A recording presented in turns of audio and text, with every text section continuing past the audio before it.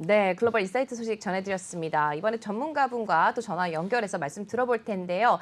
투자에 있어서 심리적인 부분이 굉장히 많은 것을 좌우한다고 합니다. 심리적으로 가장 크게 또 잘 수익을 가져갈 수 있게끔 도움을 주실 분 바로 모셔보도록 하겠습니다. 박정식 전문가 전화 연결되어 있습니다. 안녕하세요. 네, 안녕하세요. 네, 전문가님. 우선 또 해외 시장 상황 이슈 브리핑부터 좀 들어보도록 하죠. 네, 일단 해외 시장 나쁘지 않게 마무리되었습니다. 미국 시장 같은 경우에는 주요 기술주들이 강세를 나타난 점이 증시 상승을 이끌었고요. 애플과 아마존 이 실적을 앞두고 상승세를 계속적으로 나타냈고 마이크로소프트, 테슬라, 넷플릭스, 페이스북 다 긍정적인 흐름을 보였습니다. 주요 기업들 실적도 긍정적으로 나왔습니다. 포드, 머크, 마스터카드 다 시장 예상치를 웃도는 실적이 발표가 나왔고요. 다소 좀 아쉬운 점은 미국의 올 3분기 경제 성장률이 GDP 성장률이 2%를 기록을 하면서 지난 1분기 6.4, 2분기 6.7에 비해 큰 폭의 하락을 나왔습니다. 일단 경제가 둔화되는 것은 현재 진행이 되고 있는 상황인데 기업들의 실적이 크게 나쁘지 않다 보니 강력한 증시의 상승 드라이브는 걸지는 못하지만 그래도 현재의 시장 수준은 유지하지 않을까라고 보여지고 있고 또 조 바이든 미국 대통령이 이전보다 대폭 축소한 1조 7,500억 달러의 사회복지 기후변화 대응 예산안을 오늘 공개할 예정입니다. 기존 3조 5천억 달러 대비 대폭 축소하였기 때문에 합의점에 이르지 않을까라고 기대하고 있습니다. 네, 말씀 잘 들었습니다. 일단 이슈 좀 말씀을 들어봤고요. 우리 국내 증시 어떻게 전망하고 계신지 들어볼 수 있을까요? 네, 우리 국내 증시 오늘도 좀 보합적인 장세, 좀 강보합이나 아니면 약상승력을 동반한 이런 긍정적인 상승 장세가 이어지지 않을까라고 생각을 하고 있습니다. 이슈적인 측면으로는 일단 안철수 대표가 조만간 대선 출마를 할 것이기 때문에 이 대선 출마 관련 주들 한번 관심 있게 보시면 좋을 것 같고요.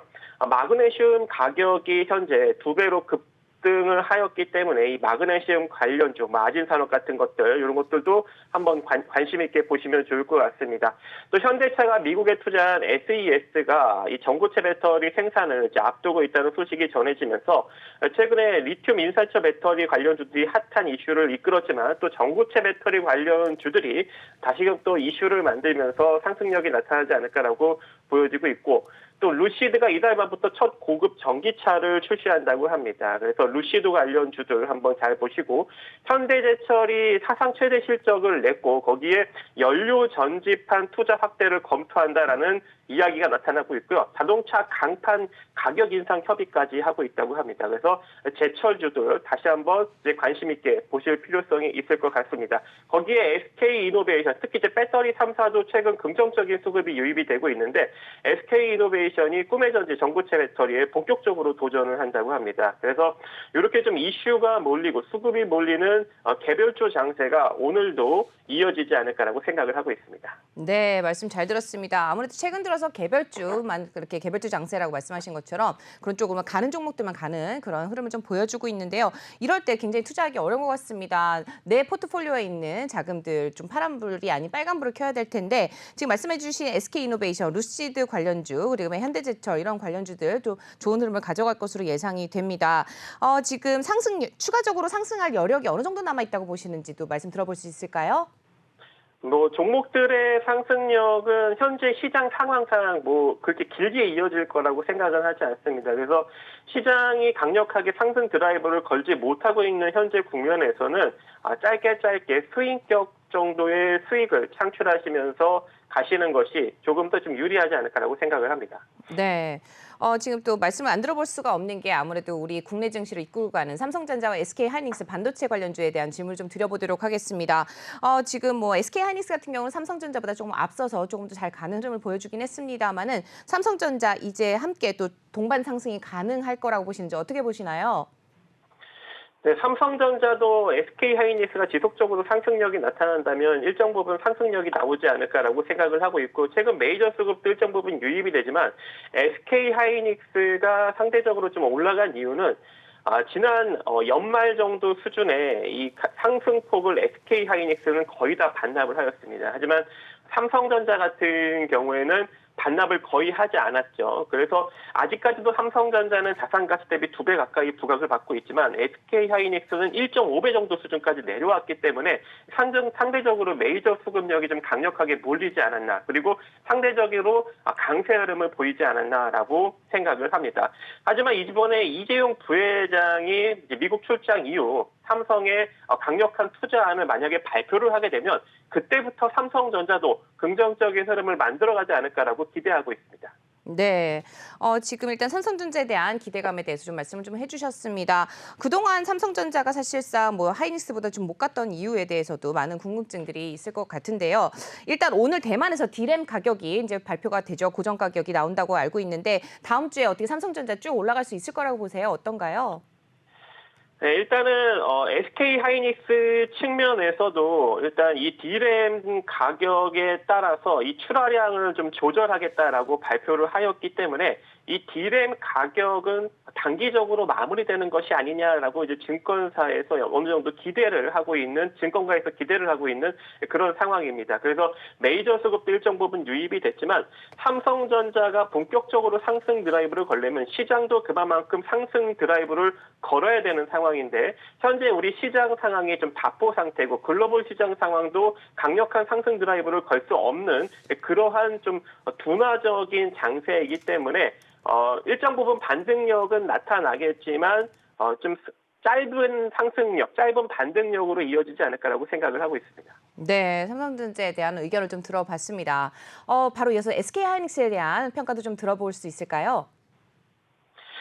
네, SK하이닉스도 뭐 마찬가지입니다. 일정 부분 삼성전자보다 좀 강력한 반등력이 나타나기는 했지만 기술적인 요인 그리고 삼성전자보다 자산 가치 대비 좀 저평가 상태에 놓여져 있다는 요인이 조금 더 좀 긍정적으로 작용하지 않았나라고 생각을 합니다. 두 회사 전부 다 뭐 실적으로는 사상 최대 실적을 현재 만들어내고 있기 때문에 추가적인 상승력이 나타난다 하더라도 좀 현재 시장 상황에서는 제한적이지 않을까. 그래서 SK하이닉스가 조금 더 상승력을 만들어낼 수 있지만 그 상승폭은 한 11만 3천 원 정도 선에서 저항에 부딪히지 않을까라고 생각을 하고 있습니다. 하지만 글로벌 시장이 계속적으로 뭐 긍정적인 기업들의 실적과 같이 움직인다면 SK하이닉스도 11만 3천 원짜리를 돌파하지 않을까라고 보여지는데 그건 이제 그때 가서 판단을 할 예정이고 현재 SK하이닉스를 투자하시는 분들은 11만 3천 원 저항 포인트를 잘 체크해 보시기 바라겠습니다. 네, 어제 종가 기준으로 10만 6,500원 선에서 종가를 형성을 했는데요. 11만 3천 원이 저항선이다라고 이제 정확하게 언급을 좀 해주셨습니다. 관련주에 또 투자하시는 분들은 참고하시면 좋을 것 같습니다. 삼성전자에 이어서 또 SK하이닉스에 대한 내용 좀 들어봤는데요. 우리 또 유류세 인하 소식이 있었습니다. 경제 체감 효과 어느 정도 된다고 보시나요? 글쎄요, 유류세 인하 같은 경우에는 지난번에도 이제 지속적으로 해왔던 정책이기 때문에 뭐 시장 상황에 뭐 크나큰 영향을 주지 않는다라고 일단은 생각을 하고 있습니다. 하지만 이제 유류세를 인하를 하면 이제 그 호재로 작용하는 업종들이 있죠. 뭐 항공이나 뭐 여행이나 이제 운송업계 이제 이런 쪽이 좀 긍정적으로 영향을 받는데 이미 이제 항공이나 해운이나 특히 이제 물류 대란으로 인해서 유독 항공주, 해운주, 여행주는 위드 코로나 시대와 물류 대란으로 인해서 충분히 시장에 일정 부분 부각을 받았습니다. 그래서 이번 유류세 인하로 인한 이슈로 이러한 종목들이 더 강력하게 부각을 받기에는 좀 제한적이지 않을까라고 생각을 하고 있습니다. 네, 말씀 잘 들었습니다. 이렇게 어려운 장세 속에서 우리가 또 좀 관심을 가져볼 만한 종목이 있을까요, 전문가님? 네, LS 일렉트로닉을 한번 좀 단기적으로 볼까 합니다. 자, LS 일렉트로닉은 최근에 한 고점을 9월 달에 찍고 지금 거의 한 2달 가까이 밀리고 있는 형국인데요.